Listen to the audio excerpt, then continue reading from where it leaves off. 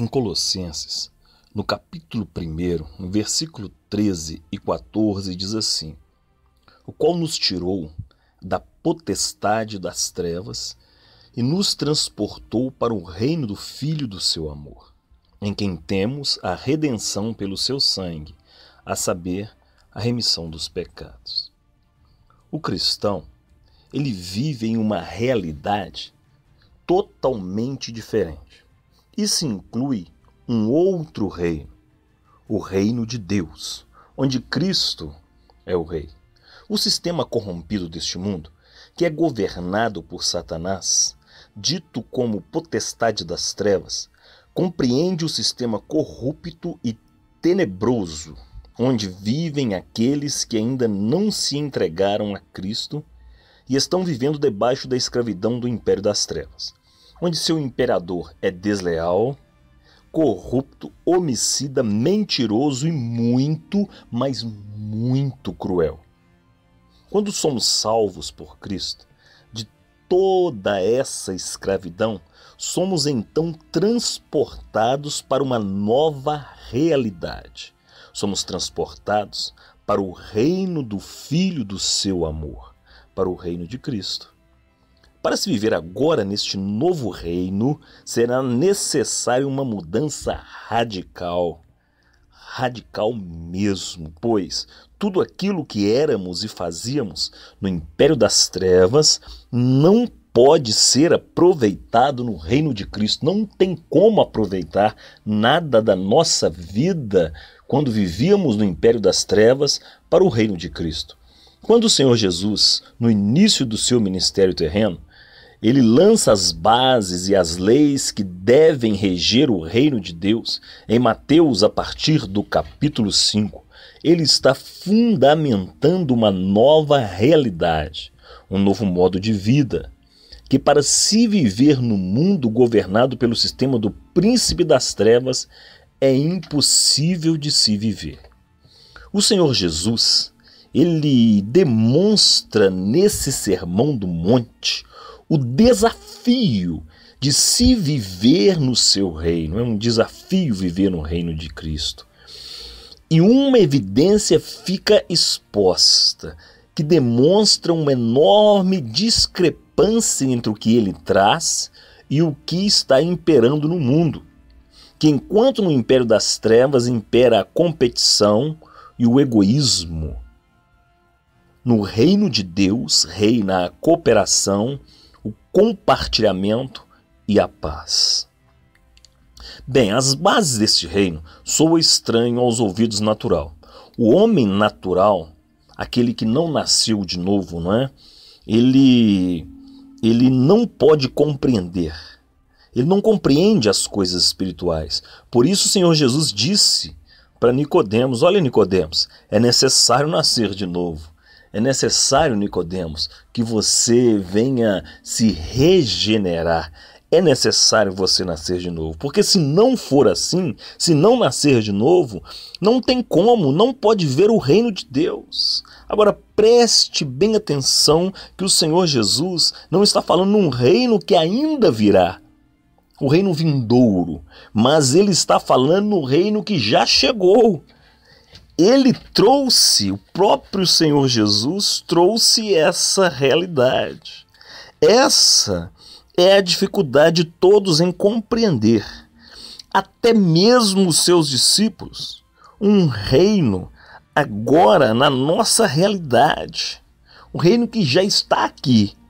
E para viver nesse reino é necessário um novo nascimento. Porque isso vem de uma nova realidade, um novo nascimento para um novo reino. Um novo pensamento, uma nova realidade, algo inovador, estarrecedor, totalmente diferente do que estamos acostumados. Vivemos a realidade desse reino ainda nesse mundo.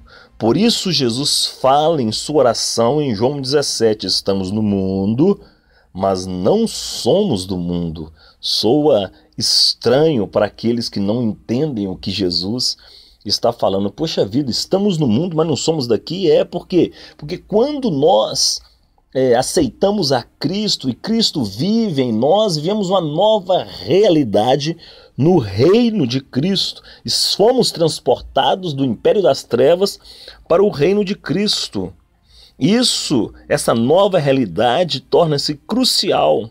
É chamado de o nascer de novo. Quando nós morremos em Adão, quando Adão pecou e morreu, Deus falou com ele: olha, Adão, você vai morrer. Não faça isso, cara. Não coma daquele fruto. Não faça, não coma, porque vai ser horrível, vai morrer. Adão então morre espiritualmente. Ele e Eva morrem espiritualmente, deixam de ter uma comunhão mais profunda, íntima com Deus. Porque Deus, ele se manifesta, ele se revela em nosso espírito.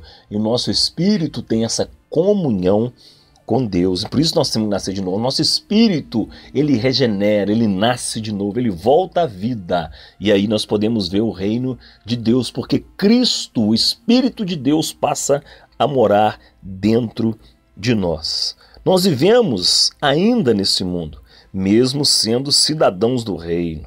Por isso o mundo nos aborrece. Ele nos odeia. Não ache que o mundo gosta de você. Não ache que as pessoas do mundo, você que é cristão, acha você gente boa, legal. Não, muitas vezes estão criticando as brincadeiras, o que fazemos. O cara fala que é crente, o cara fala que é isso, o cara fala que é cristão, mas olha só o que ele está fazendo. Não é verdade? Por isso o mundo ele nos aborrece, ele nos odeia, mas um dia, esse dia vai chegar, é a nossa esperança. O reino físico de Cristo ele virá. E aí sim, viveremos em paz fisicamente nesse reino. Mas até lá vivemos em conflito com o império das trevas. Vivemos numa guerra. Vivemos numa guerra sem trégua. Nós não levantamos a bandeira de paz contra o império das trevas e nem eles levantam a bandeira de paz para nós. Não existe isso. Vivemos numa batalha contínua todos os dias pela santidade, pelo amor, pela paz, pela benignidade, por trazer pessoas ao conhecimento de Cristo. Nós vivemos numa batalha contínua. E eu te pergunto, por que então que o reino de Deus, ou vamos falar no cristianismo, por que o cristianismo assusta tanto o mundo? Bem, quando lemos o relato sobre a ressurreição de Lázaro, vamos lá em Lázaro, nós vemos a fúria dos religiosos, fariseus, que mesmo vendo e testificando o grandioso milagre, eles viram o milagre, eles ouviram do milagre, eles testificaram, não tinha como esconder o milagre. Lázaro ressuscitou, pois não tinham como negar essa evidência, porque todos viram Lázaro morto e depois ressuscitado por Jesus.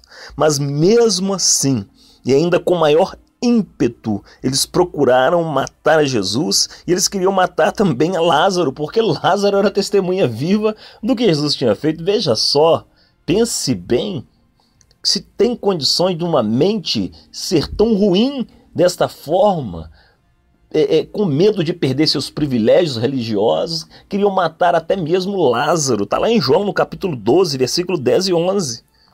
Evangelho de João. Porque muitos passaram a crer no Senhor Jesus por causa de Lázaro e da sua ressurreição. Eles ficaram com medo de perder seus lugares de destaque e de proeminência, o conforto e o dinheiro. O príncipe deste século, como nós estávamos falando, olha, eles não entenderam a nova realidade do reino. Eles viviam ainda no reino do império, eles viviam, aliás, no império das trevas ainda. João, capítulo 11, versículo 48. Bem, o Senhor Jesus, ele chamava a atenção do povo para si, e isso libertava o povo das amarras do engano dos fariseus. Trazia à mente do povo esperança e liberdade. Tudo o que aqueles vilões religiosos não queriam. Porque eles procuravam, dominar o povo pelo medo, pelo preconceito, e separavam o povo por castas. Eles eram preconceituosos e muito preconceituosos.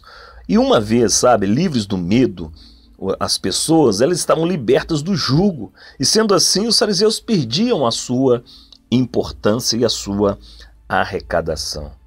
O cristianismo, ele liberta através da verdade de Cristo, que é a sua palavra, o Evangelho. Então, quando o Evangelho chega a uma comunidade, ele traz consigo o poder do Senhor Jesus. E esse poder traz libertação. Conhecereis a verdade, e a verdade vos libertará. Se, pois, o Filho vos libertar, verdadeiramente sereis livres. João capítulo 8, 32 e 36. Quando o povo é liberto, o mundo tem muito a perder, pois os libertos não querem mais voltar às práticas dos seus antigos costumes. É a realidade do novo reino, é a realidade do reino de Cristo. E os vícios, eles não querem mais voltar para essas coisas. Mas uma vez experimentando o poder libertador e remidor do Evangelho, eles procurarão compartilhar dessa liberdade com os seus parentes, com seus amigos, seus vizinhos. E isso perturba, de certo modo, a sociedade, pois estabelece um novo ciclo de vida, novos hábitos e novos costumes. Por quê? Porque é a realidade do novo reino. Novas práticas, novos costumes, novos hábitos. Então o comércio local pode sentir esse efeito através das baixas vendas de cigarros, bebidas alcoólicas. A indústria do tabaco perde, das bebidas perdem, pois o cristianismo ele possui um efeito devastador no mundo dos vícios. Os bares, casas de show, lugares de promiscuidade vão perdendo seus clientes, que vão se convertendo e convertendo a outros. E o efeito de uma comunidade que vai sendo salva é profundo no seio desta comunidade. É a realidade e o impacto que o reino de Deus provoca quando ele está dentro de nós. O cristianismo mete medo porque é poderoso, influencia, traz um novo modo de pensar, propõe um modo de vida diferente, tem uma dinâmica que quebra o círculo vicioso do poder do pecado. E isso atrapalha os planos de quem vive pelos modelos mundanos, pois o cristianismo impõe um novo modelo de vida, um novo padrão de conduta, liberta o povo para que sejam livres para escolher, enquanto que o padrão do mundo não permite escolhas. Isso é muito importante. O mundo não te dá escolhas. O mundo não dá escolhas para aqueles que estão nele. O império das trevas, ele não permite que as pessoas escolhem. As pessoas são viciadas, são presas, são escravas do pecado.